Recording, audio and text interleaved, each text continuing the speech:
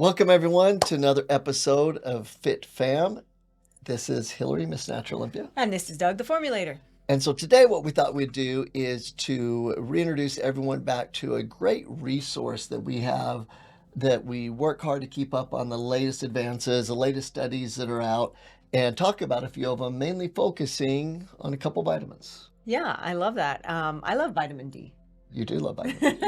I love that you love vitamin D. Vitamin D and vitamin K. And we're going to reference, I think, 2 or 3 of the studies or the posts that are on our blog. So we're talking about optimalhealthsystems.com/blog, or go to optimalhealthsystems.com and scan down to where it says the blog. And we have literally thousands of studies on there that are studies or things that we've wrote up, articles that we've wrote, blogs on subjects based on studies, and we've tried to write them in a way that is easy to read. And then, hey, if that's interesting, you could go more in depth, and then everything is research based. So it's really, really cool. So we just thought we'd hit a couple of them, but more in reference of the information we'll give over the next few minutes, but also to get you to take responsibility for your health more. Realize that information is there. There are good places, good sources to go to learn things, to be able to help for yourself and your family and just all your loved ones. So really excited. So this one's really cool. This one we just did the end of March. Yeah, so this one is all about vitamin K2 and D, the 2 nutrients that work synergistically to help reduce coronary artery calcification. That's it. And I think most people, like you said, vitamin D, vitamin D is good. But a lot of people haven't heard of the vitamin called K2, and that's really, it's just like it sounds, right? Letter K, number 2. And there's some very specific things that this combination really does in the body. And I think maybe to start with is that there's 2 classifications of vitamins, and it's based on what helps them get absorbed in the body, whether it's water-soluble or fat-soluble. Mm-hmm. And the easiest thing is to talk about the fat-soluble, because then everything else is water, there right? You go. Yeah. And so vitamins. I'm gonna get them wrong. You're gonna get it right. A, E, D. Yeah. And K. And K. Boom.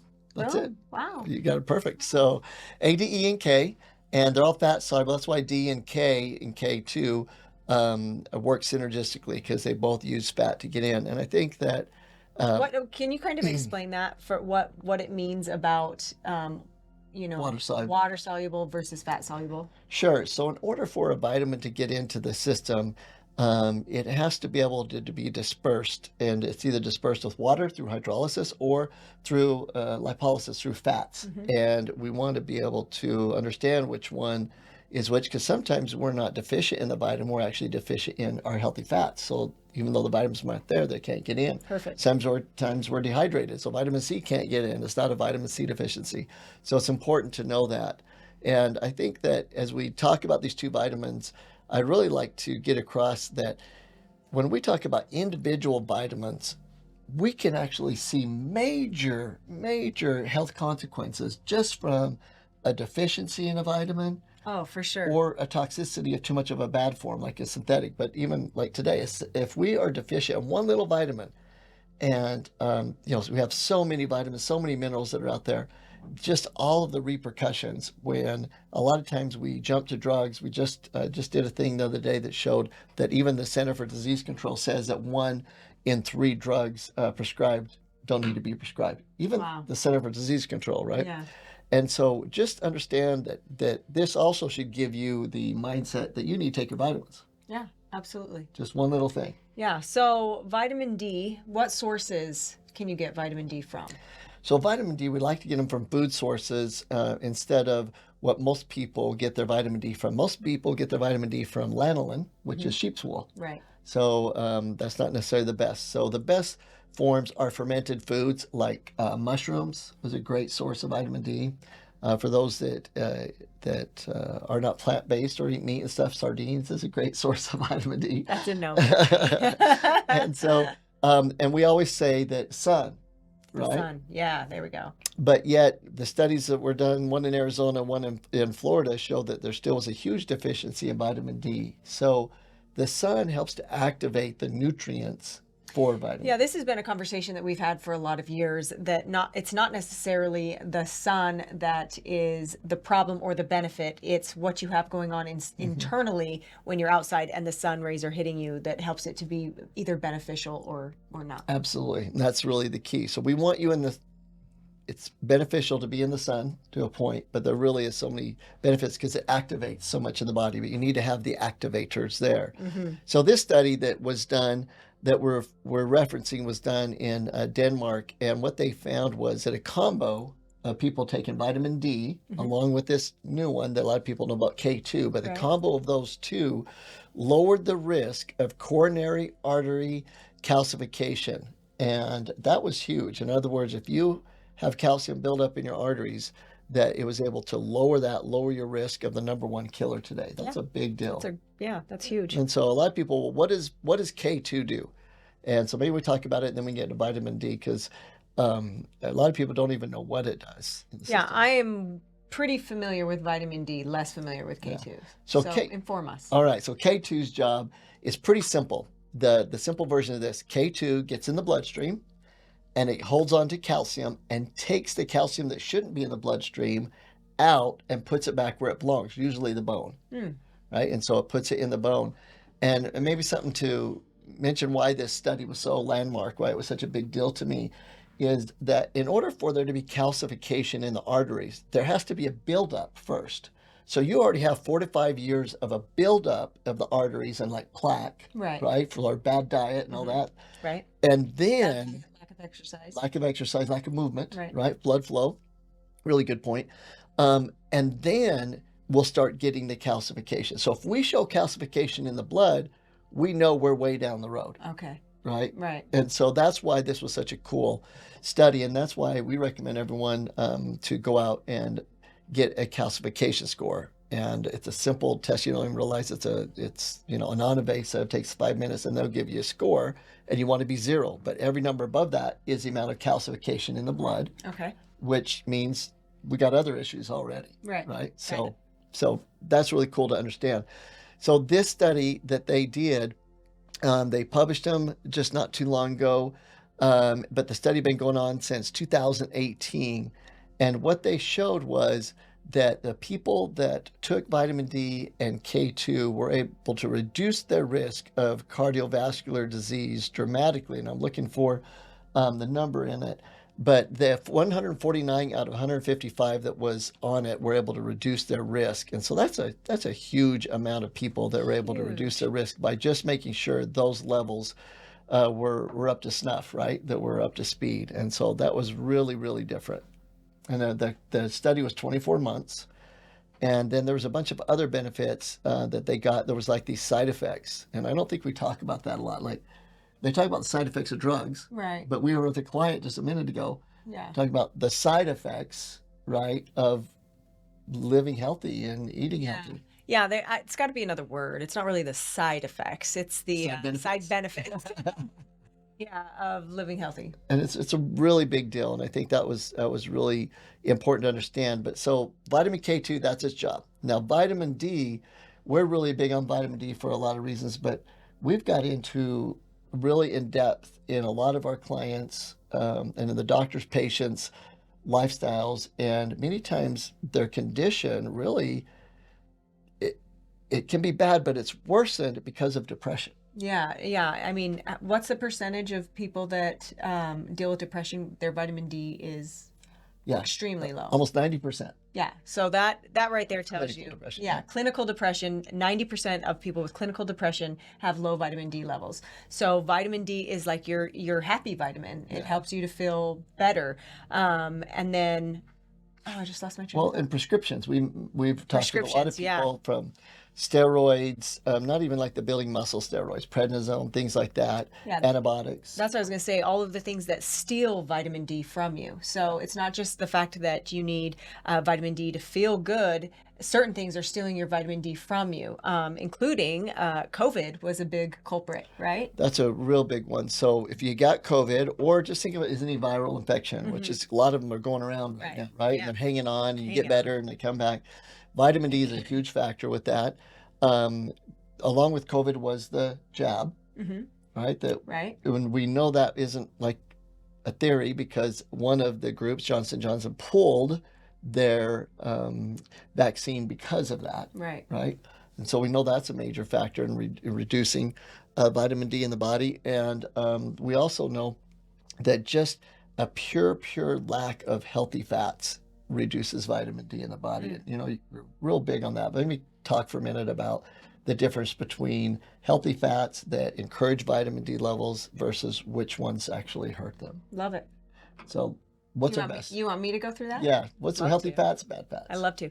So a lot of your healthy fats, raw nuts, and I can't stress this enough, a raw nut is much different than a roasted nut. A roasted nut's fats are trans and not great for you, where a raw nut is going to be utilized. So we've got raw nuts, we've got extra virgin olive oil, avocado oil is a really great oil. Avocados. Avocados themselves, salmon has a great source of fat in it.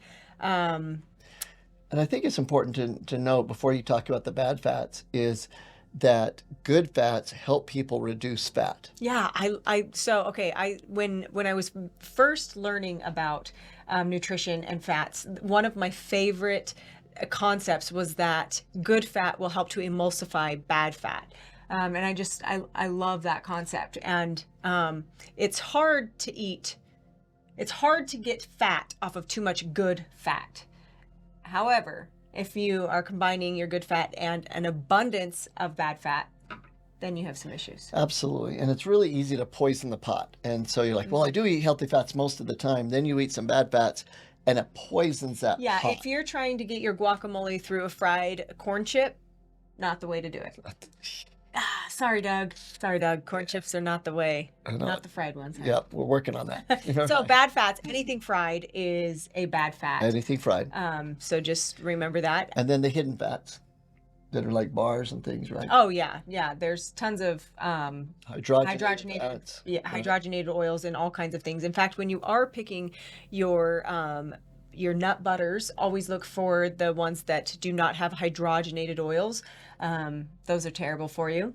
Absolutely. And I think that to understand, we're talking about fats for vitamin D because we're on this study and we'll jump to another one real quick. But with vitamin D, what's interesting is the fats are also imperative for brain function, for skin, for just how you look. Hormones. Hormone balance, the creation of them. And so taking in the good fats, not only are they going to help with this, which is the depression issue, the things that vitamin D help with in the body, but then they're going to benefit, the side benefits, right, of all of those things. A healthier brain, healthier skin, and that. And I think that's really important to bring out with For it. sure. Okay.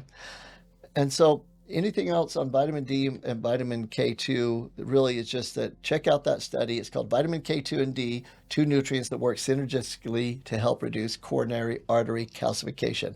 And when you pull up the blog at optimalhealthsystems.com, that's the latest one that's on there, March 30th. And so it's a really great one. I wanted to scan down. There's some great articles that we're wanting to refer you to on here. That one of them on fats that talks about the importance of being able to reduce cardiac issues. But there's another one that I thought was neat, and we kind of touched on it a little bit, was vitamin D for brain health. And you're talking about everyone with, clinical depression, the high majority, have a problem with that, but it's also goes further than that. Yeah, for sure. So vitamin D supplementation is linked to reduced dementia risk, which I feel like is huge. Yeah, and this was a study that was done in a very large group of senior citizens, and there was like almost 300,000, in fact, 269,000 participants in this study. And so it was a huge study, which really helps us with the data to know, that we can trust the data for affecting everyone and benefiting everyone. And the thing is that dementia affects, well over 6 million people in the U.S. and 55 million people worldwide. Yeah, and you know what? I don't know this. I think we should look into it, but I feel like dementia hits earlier and earlier than it used to. It does, and the thing is that when we say 6 million, there's advocacy groups out there that are saying no. The fact of the matter is that the majority of Americans over 50 have some form of dementia, but is it to the point where they can diagnose it with dementia? Meaning that your short-term memory is going, and then long-term memory is affected, and your ability to function immediately is not just your muscle ability to function in space called proprioception. It's the firing from the brain, and many times that's the issue. And so I think that it's really misguided to say only 6 million, because dementia, it's this thing that creeps up. It's not an immediate one day you don't remember things. Right. And it's because it's the norm. It's like, oh, it's my age. Of course I forgot Right. this, right? Right. We accept it. Yeah. And that's kind of what We this hate study that, was don't showing. We hate that. I Oh, don't like, you don't like the word hate. We really dislike we that. really dislike that kind of concept, because Yeah. it's like, for your age, or here's what the norm is. And here's what happened. They noticed that vitamin D had protection against this biological process in the brain called amyloid beta induced hyperphosphorylation, which is this huge Oh my word. gosh, could you imagine if I would have tried to say that sentence? That'd have been Basically, bad. it hurts the nerves in the brain, healthy neurons, Yeah. we say, in the brain. And so that was just really interesting with it. And so they were assessing vitamin D in dementia, and that was really, really the key. And the age group in there was 55. What was it? Ages 55 and 69 at baseline. Right. And so that tells us exactly, the age group that was happening there. And the study concluded. Go ahead. I feel like you do hear more about dementia happening in mid 50s than you ever did before. I mean, my grandmother suffered from dementia, and it wasn't until her 80s that it started to become an issue. Wow, that is really crazy. Yeah.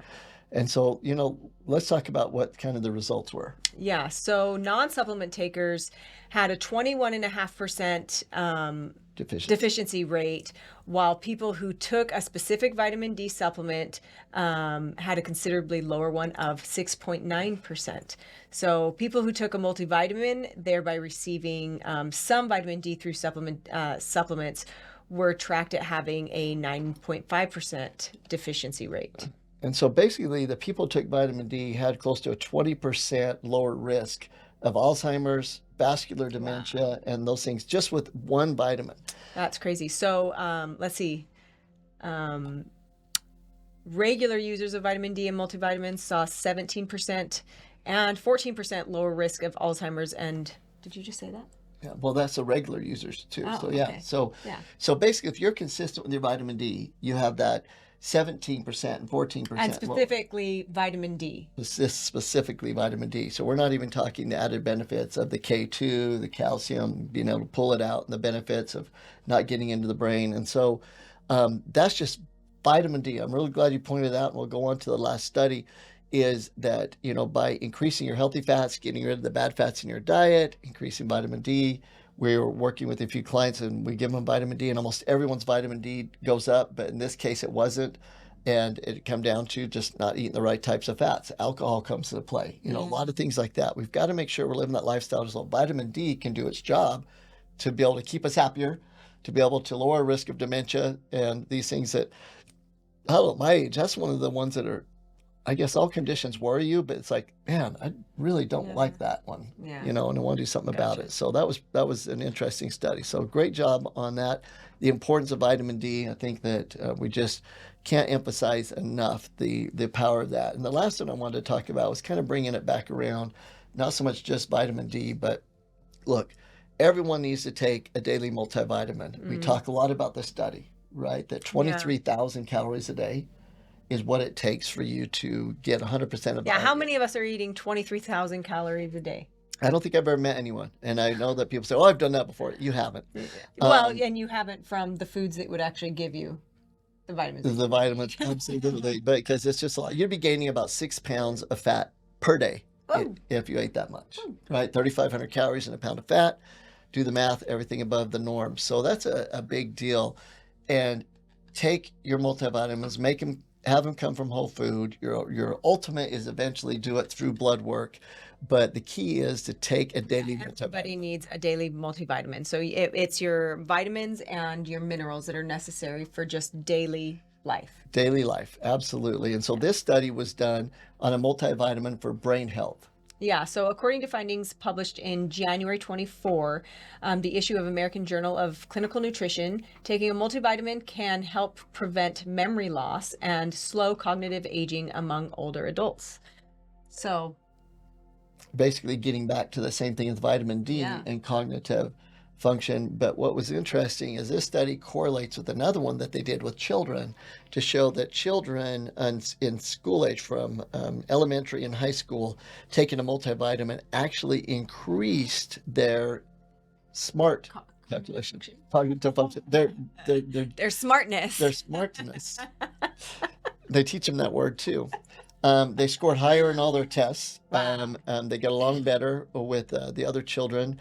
And we know that then from, youth all the way up to this study that we're mentioning right now that keeps your brain healthy as you age, that it helps to develop the brain, helps keep it strong during the years that you're normally strong, and then Right. keeps it healthy as you age.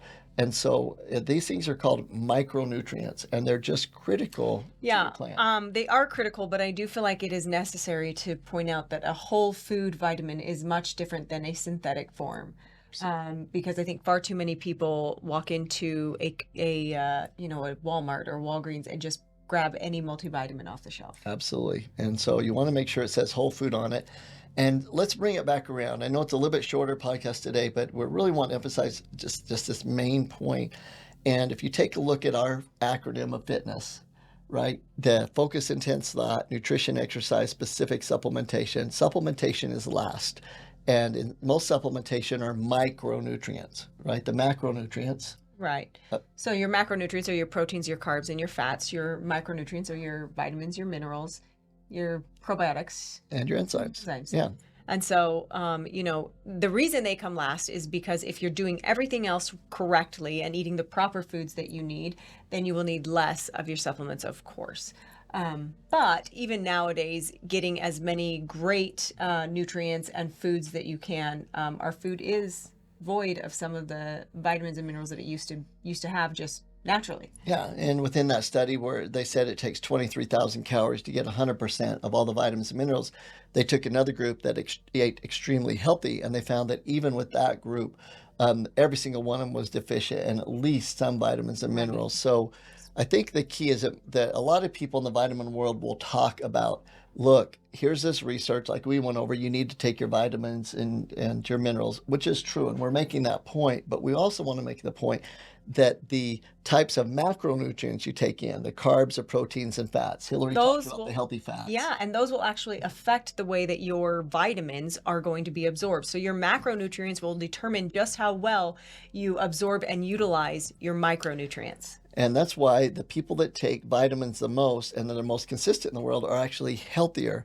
because they feel the difference of taking the vitamins because they're eating the right macronutrients. And then I've had so many people say, well, I take vitamins. They didn't work. Yeah, we've heard that many times. It's because you need the good, healthy macronutrients to make them work. So if you want to really feel your vitamins in that, when we take our vitamins, we know when we take them and when we don't, right? When you really feel it, then focus in on the big picture, the mindset, the nutrition, the macronutrients, the exercise, and then the micronutrients will do their job, and you'll feel them at a huge, amazing level.